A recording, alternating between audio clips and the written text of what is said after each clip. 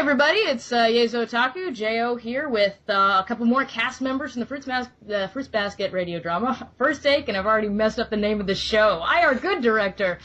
Alright, well, here on my left, or perhaps north or south of me, considering this is all over the internet, is Majoriku, who plays Momiji Soma in the show. Hi. And on my right, or, you know, close to the center of the earth, out in space, I have no idea, is Mr. Ben Watson, who plays Hatori Soma. Greetings. Or Hatori, because we all pronounce it differently. It's something I learned to just make peace with. Nobody's going to pronounce the characters' names the same way.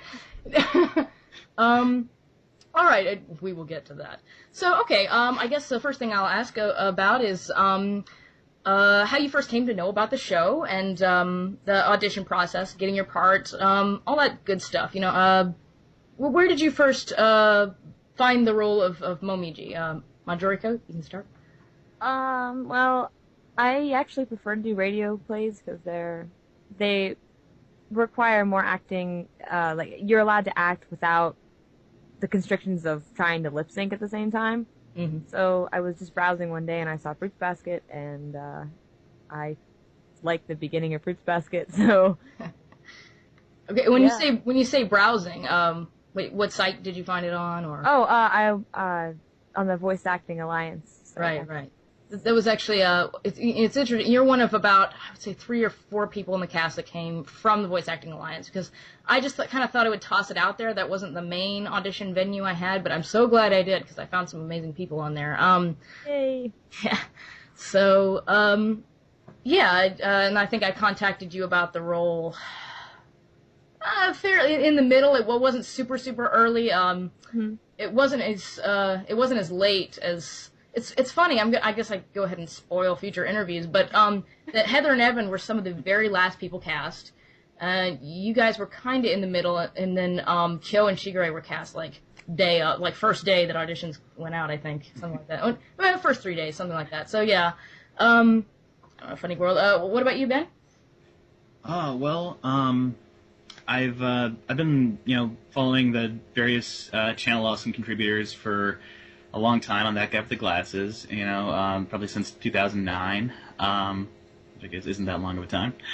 When did you post the auditions there? It was like in April, give or take, like early April? Yeah, it was about mid-April, and then the auditions were to be closed by the beginning of May, so it must have been early April. Yeah, it's about a month. It's about a month. I had actually just gotten up on the site in a small little segment in a Sad Panda Q&A video, and then like the day after that happened, I saw these open auditions, and I was like, oh, sweet, I can do some more stuff for the site. And I've always wanted to get into voice acting, and I've never really had any kind of venue to explore that in before. And this seemed like a great opportunity that just sort of presented itself, and I just kind of went for it. Yeah, and I believe, did you? No, you didn't have a callback audition. Exactly. Yeah, it was. It was weird. Yes. Yeah, you probably know more about the whole story than I do. Well, go ahead and relate to me your experience, because I'm not exactly sure how you experienced it on your end. I know exactly what I went through for casting. Well, let's see. I sent in auditions for a few different parts. I think Haru Kurino, yeah, fellow with the brown hair. Yeah. You can say that because in Fruits Basket, most characters have completely bizarre colors of hair. Yeah, it's normal. Yeah. Yeah. And Hatori, and I was going to submit an audition for IMA that would have been a complete disaster, because I had like no concept of the character, and I'm embarrassed at what I was even attempting. I'm glad I didn't send that one in, even because the part got cast so early on. It did. It was super and early. And Motley Fool is crazy awesome. I haven't heard that much of him, but he is amazing in that part. Oh god, yeah, I heard it. That was about a Yeah, we'll get to him in the future, and he's going to be in episode 12 real briefly as a. It was funny. He was trying to find a high school voice for IMA, and that's a tricky thing to do if you've been playing the character for a while. It's even harder when you haven't even started. IMA's first appearance is like young IMA, so he's like, yeah, do what you think you're going to do for the character, but differently. And it's like, He did a good job, so we'll get to that. My experience casting Hatori, Momiji was an easy one. It was kind of like some of the other parts, like Shigure, like Ayame, where I heard it and I went, that's the character. Particularly, I'm going to go ahead and just say this because I loved it, but when it got to the third part of the audition where Momiji just doesn't really sing, he doesn't really sing in the manga, he might kind of sort of, I might write in like a little sing-song thing, but he sang a lot in the anime, which I thought was kind of cute, and so just to see where people's voices were at, and to catch the tone, I asked people to sing something, and I didn't say what. I was like, you could be the song from the anime, it can be anything. And Majoriko picked a song from Peter Pan the Musical, which I remember because I was in high school. And it was so fitting to his character, and it was so spot on with the actual, the softer side of the character that I was like, well, there we go. I don't have to do any more searching. This is the character. So, yay! Nice. And that was actually one of the only singing auditions I've ever done. Yeah? Yeah, that freaks me out, actually. You have a very good voice, and it was in character voice. Well, it kind of sounded like, Momiji is a little bit more feminine little boy, as opposed to the more, like, harsh, masculine, rah, Shota kind of thing. But he still sounded like a child, not like, because it's hard to sing in character voice. It really is. But anyway, so for Hatori, Christ. Okay, so the first thing that happened is Hatori was the most auditioned for part by miles and miles and miles and miles and miles. I had probably twice as many auditions for him as I had any other character, like even Toru. And I actually had a lot of boys auditioning for the show to begin with, which blows my mind because you'd think there'd be more women, but there weren't. So I was like, okay, I gotta slim these down. It took forever. I finally found, I thought, perhaps the best read for Hatori. And so I sent callbacks out to, and Ben was actually number 3. So I didn't send callbacks out to him just yet. I sent callbacks out to the first 2 people. And it was really hard because everybody's sort of neck and neck because there were so many people that worked for this part. And the first guy kind of blew the callback. I'm not going to name names, but he did pretty much the exact opposite of what I wanted him to do. He just didn't take direction. I was like, oh, I can't do that then. I can't pick this guy. The second guy was like kind of flaky, and he just didn't. He was like, yeah, okay, I guess I'll take the part maybe if I have the time. And I was like, well, no. So I was like, well, no, actually, that kind of attitude is not acceptable. And so then we got to Ben, and he was, the third one, but he's still really good. And I was like, okay, well, I'll give him a shot, and I'll, offer him the part with the caveat that he, redo his audition or whatever, and he did great, and it was perfect. But what really made me happy about being able to cast Ben is he was third for Hatori, but he was, number 2 for every other male part.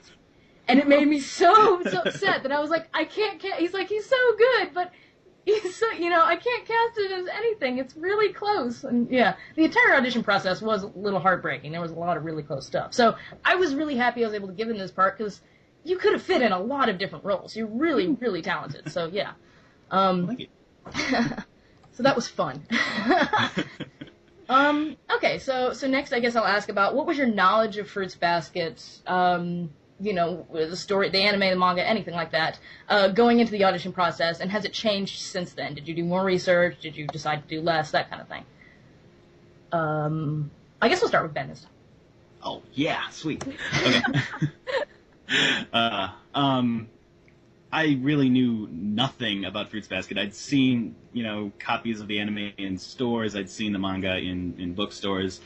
But I knew almost nothing about it, and it just looked, on its face, it looks, just kind of girly, frilly, like, why would I want to be into this? This seems like, just, lacking substance. But, when you described the actual story, and it got me really interested. I was like, whoa, there's a lot more to this than the cover would suggest. Obviously, it happens all the time.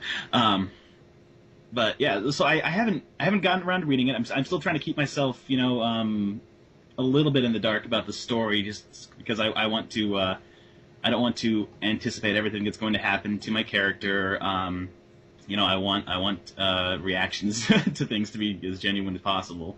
But I have looked a little bit on Wikipedia and a few other places, sort of getting as much information as I can without having things spoiled for me. Mm-hmm. That's where I'm at.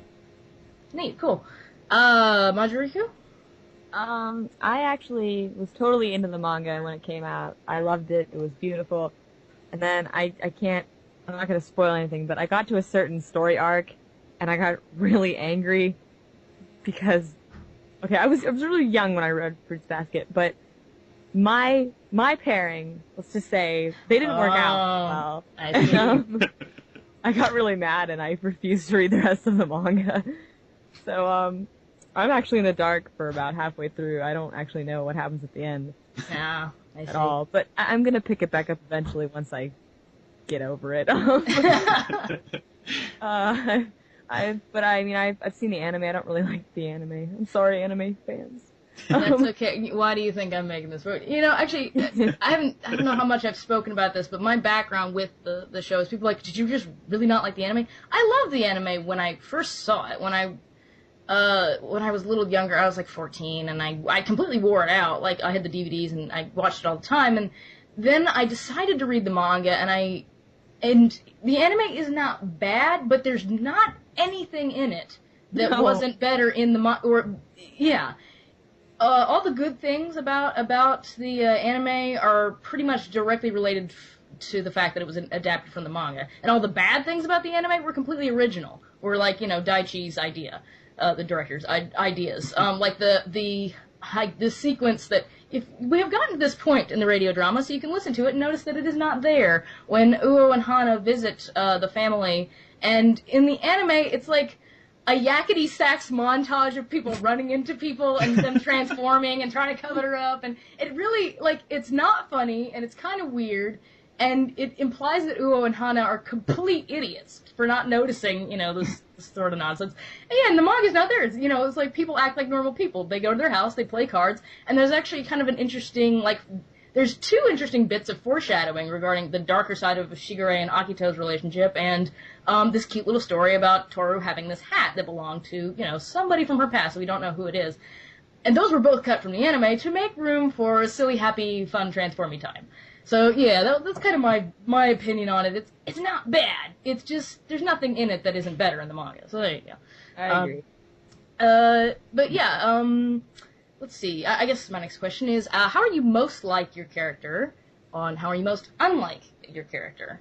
I guess I'll fork that over to Majoriku this time. Majoriku. I'm gonna pronounce this right. It's like Hatori's name. It's about that bad. Nobody can pronounce it the same way twice. It's okay.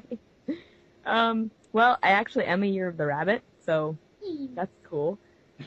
And I am unlike Momiji because I am actually not German. Huzzah! Or a boy. Or a boy, yeah, that should have probably been the first thing that come to mind there.